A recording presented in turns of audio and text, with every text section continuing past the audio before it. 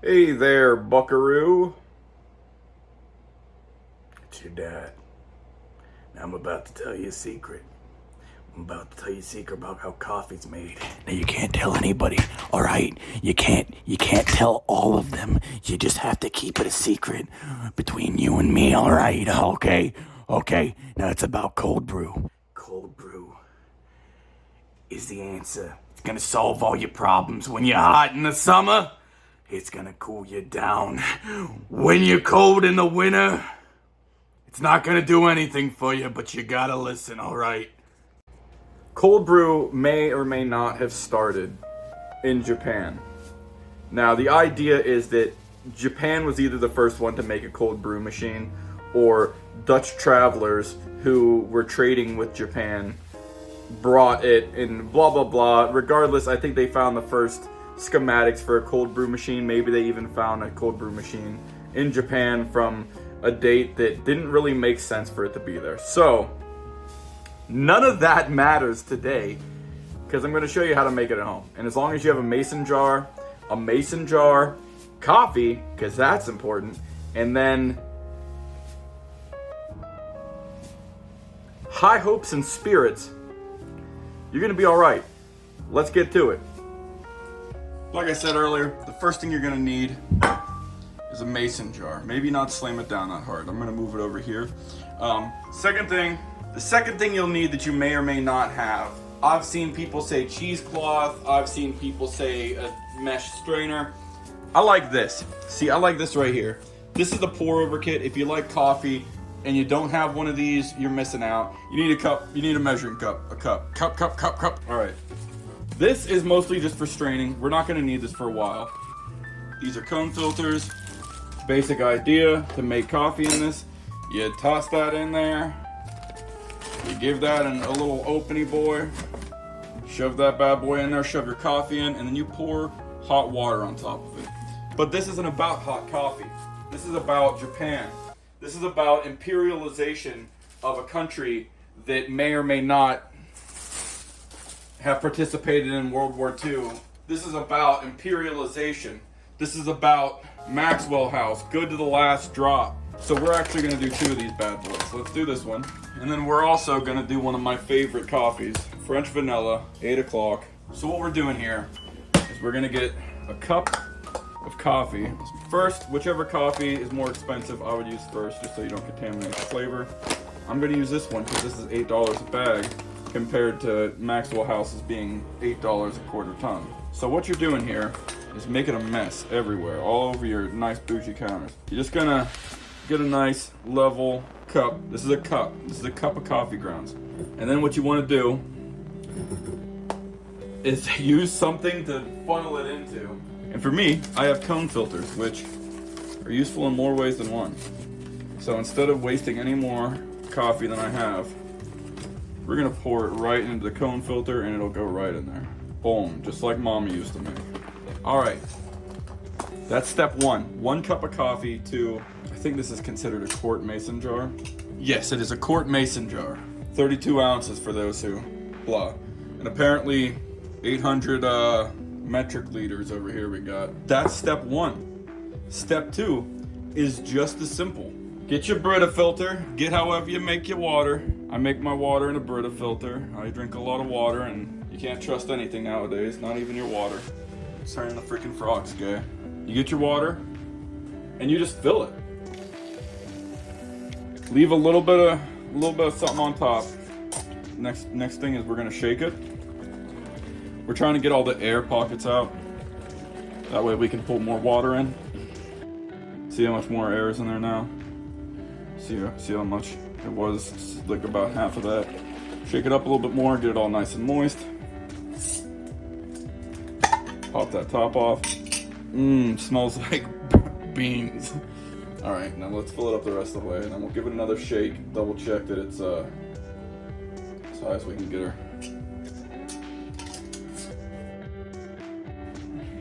What is that, bean juice? Human bean juice. All right, you pop her open, and that's what it's looking like. Now, I'm gonna put a little bit more in, just because this is how I always did it. I made it as tight as possible.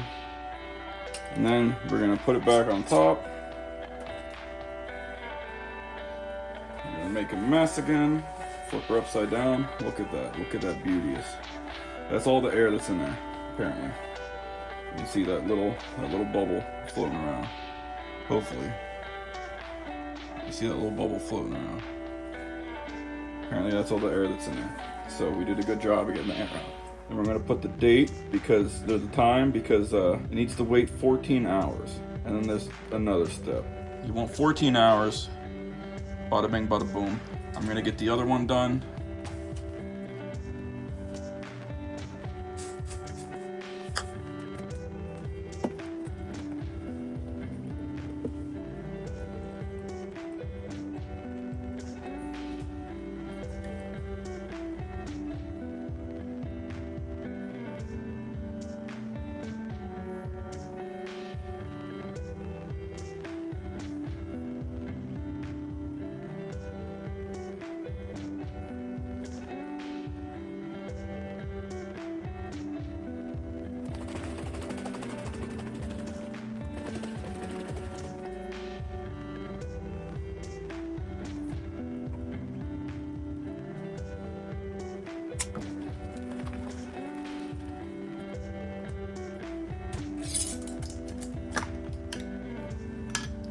Top her off a little bit more.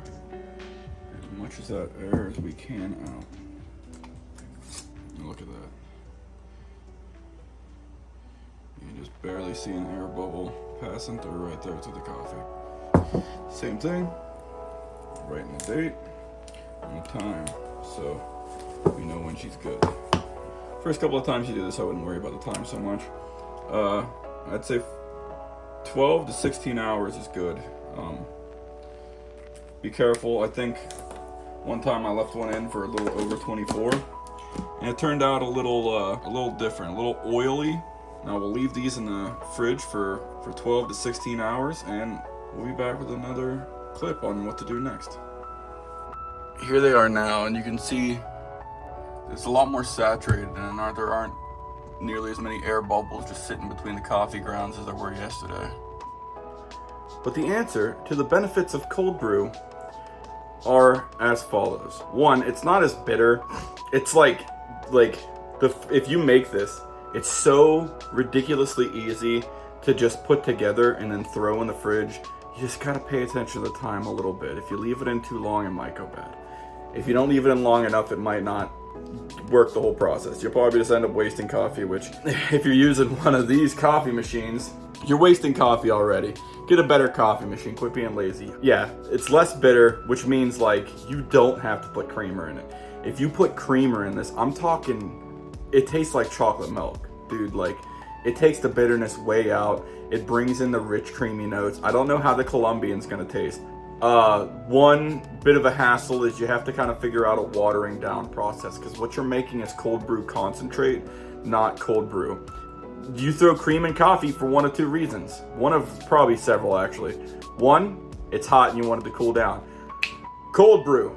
Two, it's too bitter and you want it to be less bitter. Cold brew. And three, it probably bothers your stomach because of the amount of acid in it. Cold brew. It does all these things. It's less bitter, it's less acidic. If you haven't used one of these, then try something else, a French press, a percolator. If you have only ever had coffee out of these, you have an addiction and you probably just need to work on that, because you don't care about coffee. You don't care about coffee. Get out of my face. So here we have the coffee. This one here is the French vanilla. I'm gonna write that down on top there before I forget. And this one here is the, the Maxwell House Colombian. Now, this is gonna be a huge mess probably, because it doesn't strain very fast. So I'm gonna put a filter in just to help keep some of the grounds out of the juice, but let's see how it works. Once again, if you've never used a cone filter, give it a little fold on these edges where the seams are. Fits better in the holder that way.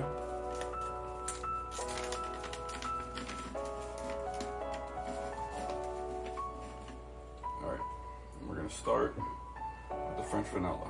We're gonna give it a good shake. Make sure everything's good and mixed up in there. Look at that.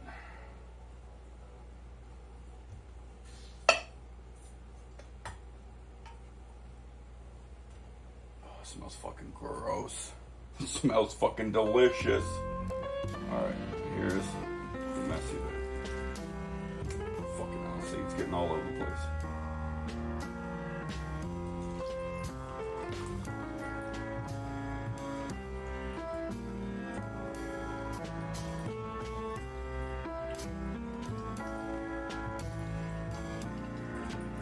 When you're using a pour over set for making coffee, it's very similar, but you're putting coffee grounds on top and then you're pouring hot water in. This way, I'm just filtering coffee through a filter into the thing to collect it. A lot of the videos I had seen about this, they use cheesecloth, which I just have no experience with cheesecloth. I think the first time I did it, I used cheesecloth, and I don't know, it was just an extra step that I didn't have a need for. It was something that I didn't have already, so I just didn't use that. I think they used cheesecloth and they put it on top where the lid is, and then they turned it upside down to filter into something else. And then you have to use like several layers of cheesecloth, and I think in that situation you have to do it a couple of times to make sure you get it. Cheesecloth is a delicate fabric. Give it a little shaky shake.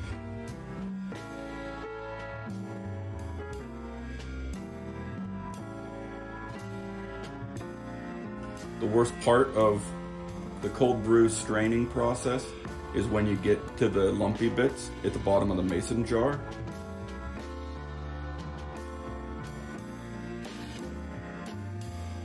Get into the thick bit. See in there, you got the thickness in there. We're gonna spoon that out and get her in the filter too.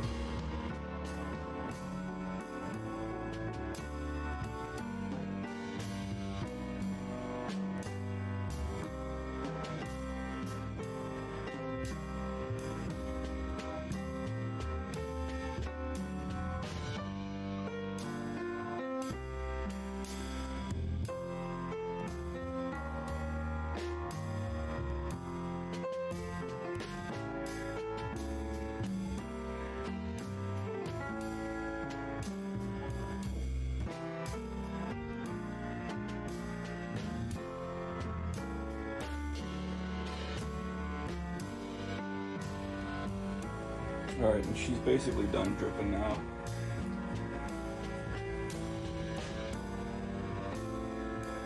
It'll drip every once in a while still, but we're pretty much dried up right there. Toss the filter and the coffee grounds into the garbage addish. Then right there you got your cold brew. And you can water it down and drink it like it is. I'll pour it back into the jar. Check there's no coffee grounds in there. A couple here.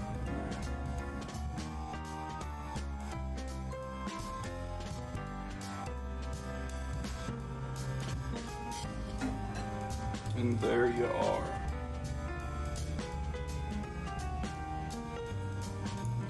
Some sweet, delicious brew right there. Pour about halfway in the cup. And you can drink it as it is. It's just really strong this way.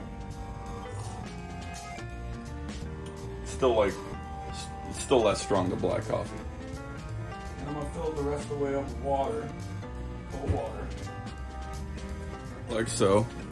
And then I'm not a sugar fan, so I'm just gonna double check there's no coffee grounds on this spoon and give it a little stir. You can put creamer in it, which you don't have to because it's a lot smoother than normal, but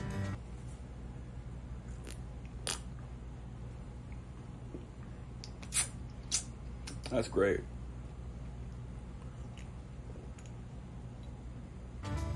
Now on to the next one. We're gonna throw this in the fridge. And then you're gonna have to start the pour aggressive, because if you don't start the pour aggressive, you're gonna get it all over the side of the jar. Cut her off right there.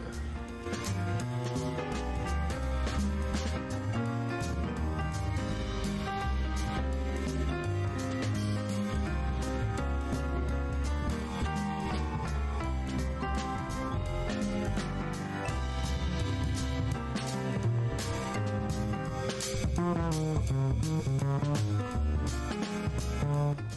gonna give it a little swirly while there's still grounds in there, trying to keep those grounds hydrated so I can actually get them out this time without having to spoon them. Nothing worse than having to spoon your grounds. You know what I'm saying? I got a lot more out that time.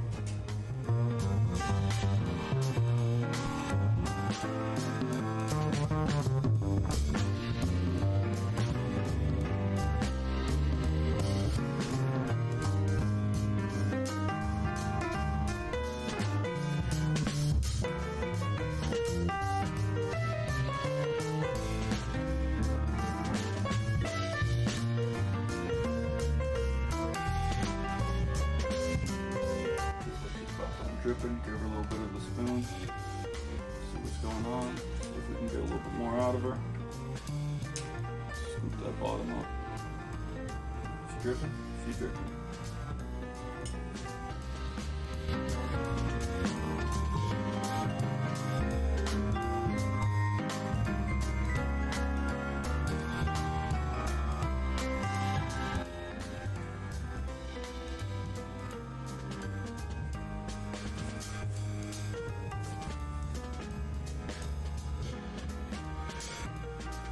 I say that's about done.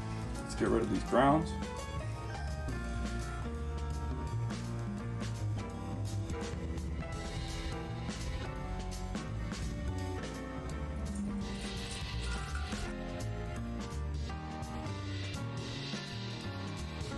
Look at that.